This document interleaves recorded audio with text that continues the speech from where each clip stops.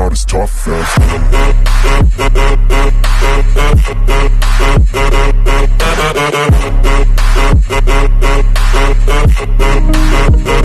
Media love shoutout po mga ka-Wills lovers po ni Wills TV Mix Vlog. Ayan po, andito po ngayon sa Paco Palengke po. Meron lang po ditong fish dealer po ng tilapia na galing pong Batangas. Ayan po yung mga nag-a-assist sa akin at saka yung may-ari. So ayan po yung tilapia na nabili ko. Sa halagang 100 pesos lang po ang kilo nila dahil nga ho from Batangas po sila at saka nasa truck lang po sila, kaya siguro ganun po kamura ang kanilang paninda na tilapia. Mura-mura na po at saka solid na solid po talaga ang 100 mo dyan dahil nga po sariwa po mga tilapia nila at saka matataba po ang tilapia na dala nila dyan at paninda nila dyan sa Paco Palengke. Kaya lang hindi po natin talaga maiwasan na may mga sisita, kaya ayan po medyo napagbawalan po sila, pero so far naman marami po talaga ang bumili dyan dahil nga po sa lakas pa naman ng megapon, kaya dinig na dinig po talaga ng mga kababayan po natin na nandyan sa Paco. Kaya ayan po, mega love shout out sa ating mga nag-a-assist kasi nga po bukod siguro na medyo mura na dahil nga bultuhan po sila.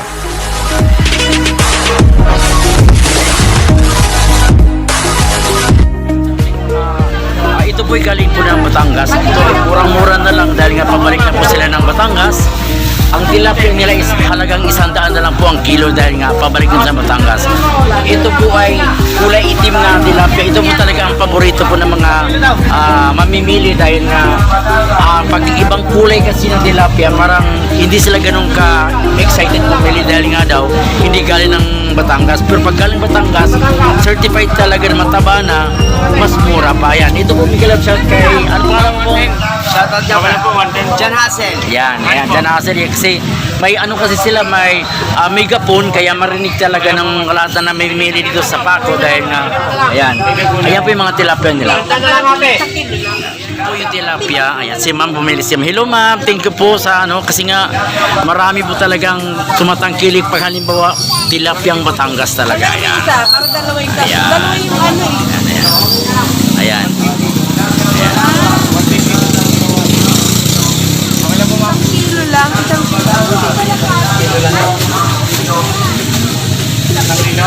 Ang isang kilo niya is 4 na peraso lang yata at saka 5. Ano po? Oo. Ayan. Okay po, 120. Ay, 100 lang po. 100 lang daw. Ayan. So si ma'am, napabili si ma'am kasi nga maririnig mo talaga yung megapone nila doon sa ibabaw ng sasakyan. Kaya hindi pwede na hindi mapansin kasi nga malakas po yung yung megapone nila. Saka yun, ito yung mga mga nag-a-assist sa amin na napaka-friendly naman. Ayan, paano lang dalawa? Dalawang piraso.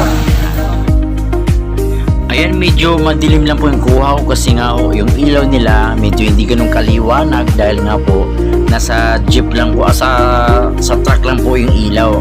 Bandang doon sa may isda lang po yung may ilaw, pero dito sa may bungad medyo wala po talaga anong ilaw, kaya medyo madilim po ang kuha sa mga mamimili. Pero okay lang po yun kasi nga po kumbaga nakuha naman po ng gusto namin yung tilapia na anong bibili namin kasi nga depende po kasi sa size dyan, medyo may malaki, medyo yung regular size at saka medyo small size. Kaya kung kayo bibili, ratsyada lang po yan. Kung maliit malaki, pareho lang ang kilo nyan, 100 lang po ang kilo ng tilapia natin. Kaya napabili po talaga kasi nga pagtingin ko ng tilapia nila, sariwa pa, kaya walang duda talaga, mas okay po tayo bumili dyan. Kasi nga medyo nakulangan si sir ng budget sa bahay, baka hindi po talaga magka-shot ng isa-isa kaya nag-shot. Ayan. Ayan, babay na po sa inyo. Salamat po sa inyo. Ayan. Salamat. Ayan po yung okay. Yung tilapia Batangas po yan, kaya pinagsa ng tao dahil nga siya 100 ang kilo. So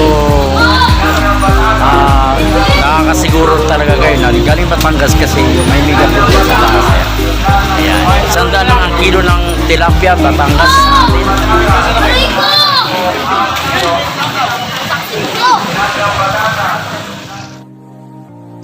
Ayan po, dinagsa po ng tao talaga dahil nga sa mura po ng presyo po ng tilapia nila is 100. Kaya mapapalingon po talaga lahat ng mamimili dyan dahil nga sa miga po nila na malakas po ang tunog. Kaya lahat yata ng mamimili dyan, kumbaga naengganyo talaga sila dahil pag sinabi nila tilapiyang Batangas, certified na certified talaga, walang gilik na lasa. Kaya yun po talaga ang tinagsa ng tao.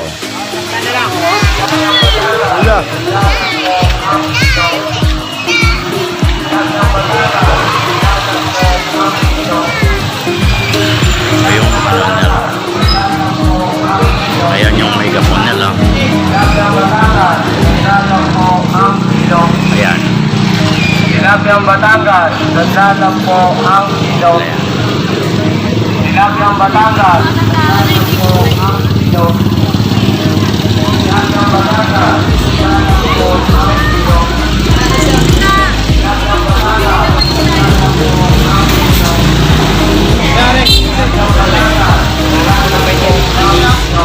ilaw.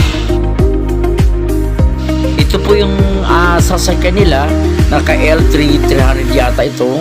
Ito po yung kinargahan nila ng mga paninda ng tilapia.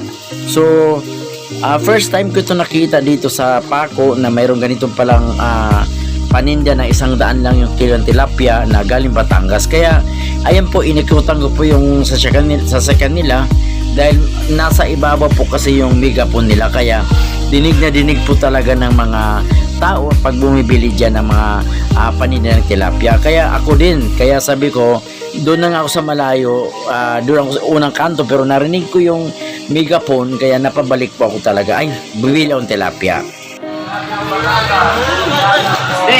Ay timbo! Ay timbo!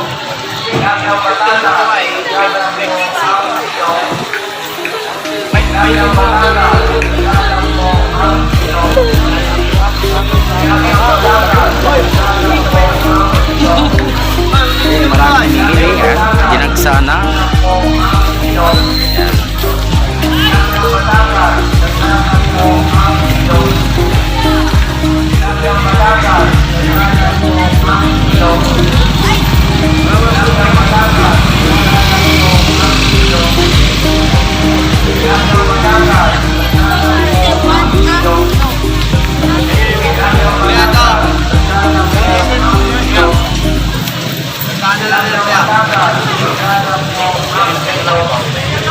Marami na namimili, oh. Oh, 100 lang ang kilong dito, oh. Pauwi na sila ng Batangas.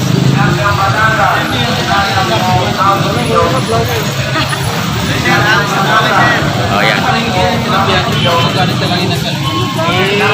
Mahilig kayo manok ng ano, ano mo kagad. Sige. Anong pangalan niyo, kuya? Joseph. Sir Joseph, ito po mapanood mo sa vlog ko ito kasi Anong pangalan ng ano? Wells TV na picture ni Wells Otoy. TV. Ayan. Nakakatawa.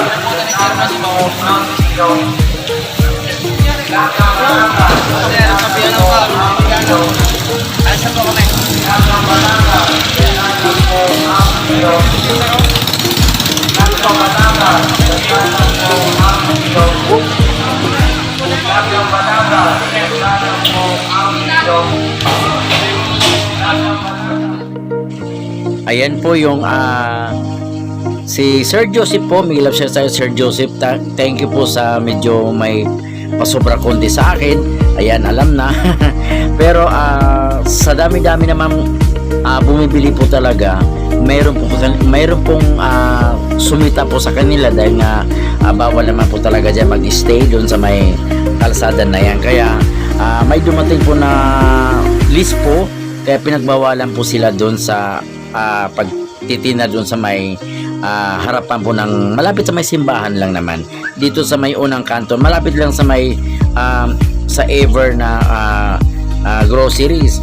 Kaya nung narinig po ng list po yung megapon, kaya pinagsabihan naman po si Sir Joseph sila na bawal po mag-stay dyan, magtinda dyan, magparada dyan ng ganito kasi nga daanan po naman po, which is tama naman po talaga si si Sir Police. Kaya yun, si ano naman po, si Sir Joseph, wala naman problema. Kasabi niya, at sige po, aalis na po kami. Tatapusin lang po namin yung aming paninda. Hindi itong mga customer na bumili para po lilipat na po sila o kaya aalis na sila na lang dahil nga po pinagbawalan po sila magano sa may gilid ng may kalsada dito sa may party ng ng simbahan. Kaya minainam nila na nakiusap nila si Sir Joseph na yung ano na lang, tapusin po na lang nila yung nakapila dyan na mga customers nila. Kaya thank you so much po Sir Police, thank you so much po Sir Joseph at saka sa mga kasamahan ninyo po. Ayan po, bye bye po sa inyo. A few moments later.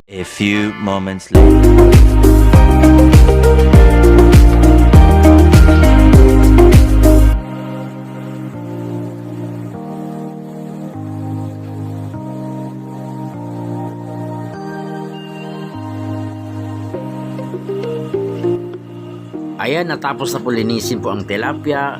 Ang gagawin po namin dyan is piprito namin po yung malalaki. At saka yung iba naman ipapaksiw kasi nga yung prito namin bukas ay lalagyan po namin ng gulay. Para bang sinabawang gulay na may halong tilapia.